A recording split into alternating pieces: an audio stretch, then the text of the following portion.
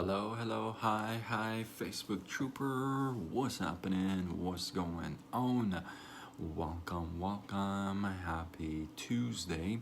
In hopes that you squeezed more out of your day than the day squeezed out of you. Welcome. Good to see everybody. Got a little story about fear today.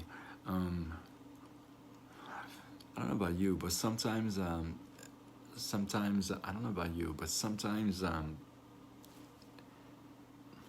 do I say this? Like the fear is also fearful. You know what I mean? You're like being fearful. Hey Nunu, what is up? What's going on? Welcome. Good to see you.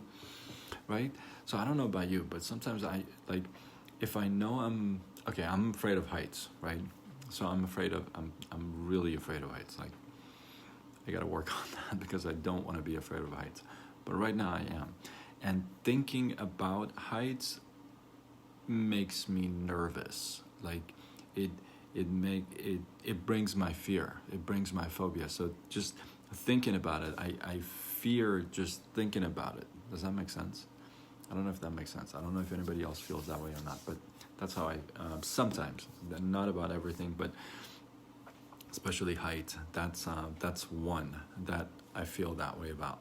But here's a little story for you how this old man handled his fear, and let's see what we can take away from it. Right? So, old man is carrying a big bag of corn.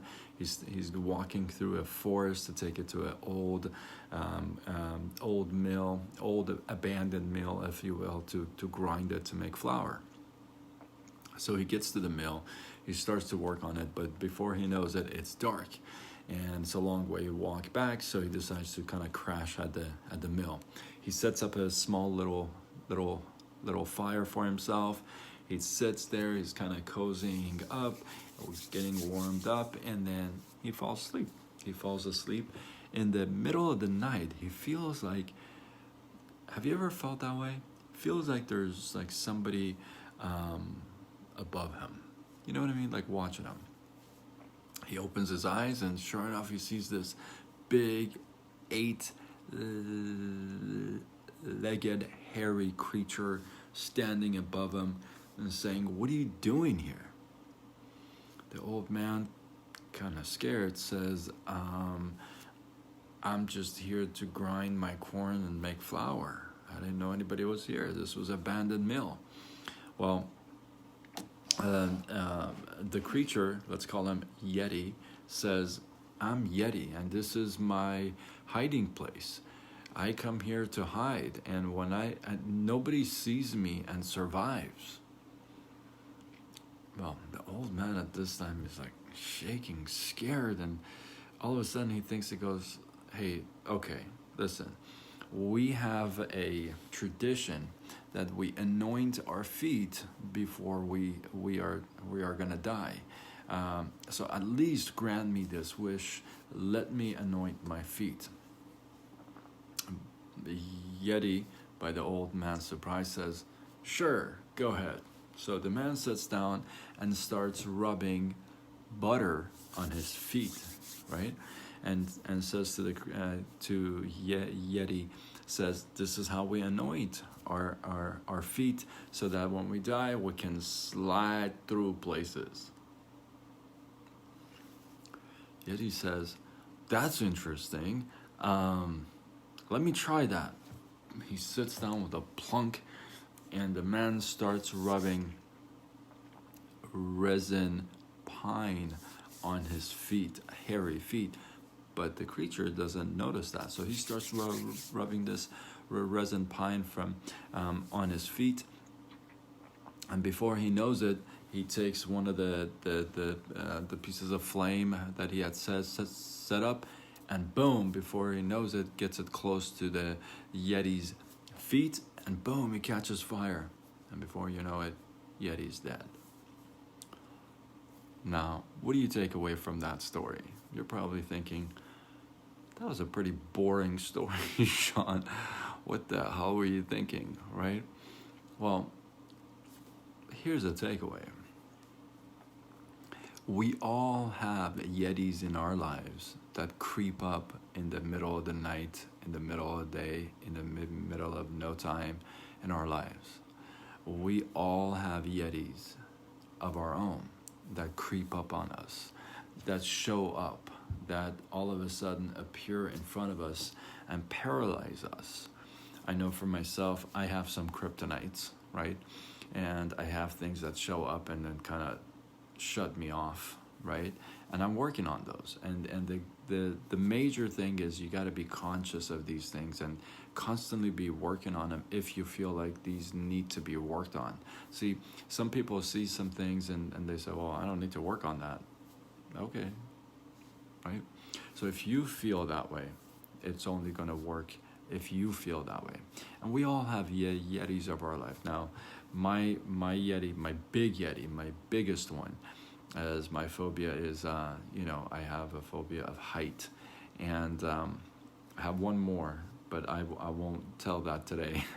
I have one more big phobia, but I won't tell that today. But I definitely want to work on my height one. I don't know if I can rub, resin pine on height and set it up on fire, but I definitely want to work on that. I know that one of my goals is to jump out of an airplane, hopefully with a parachute,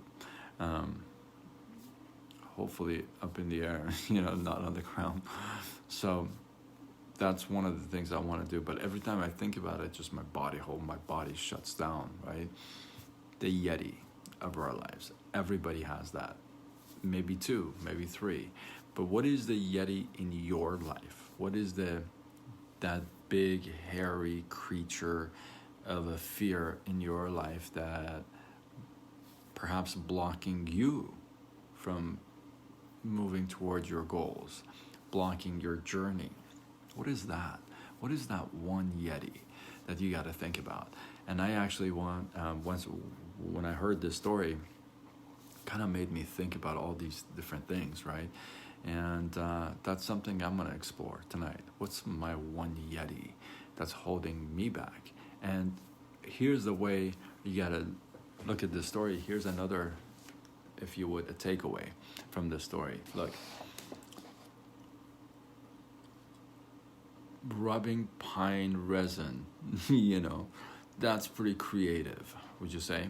So if that's creative, then the story tells us to think outside the box, to get creative with some of our solutions, our thinking, not just the obvious answers, because some of the obvious answers, let's be truthful, are not real good answers. The obvious ones are decent, but you got to think outside the box sometimes and really go beyond the fear and conquer that. That's what I took away from this story. Hopefully you can share your feedback, your takeaways. Drop them down in the comments below. Let this feed grow. I appreciate you guys.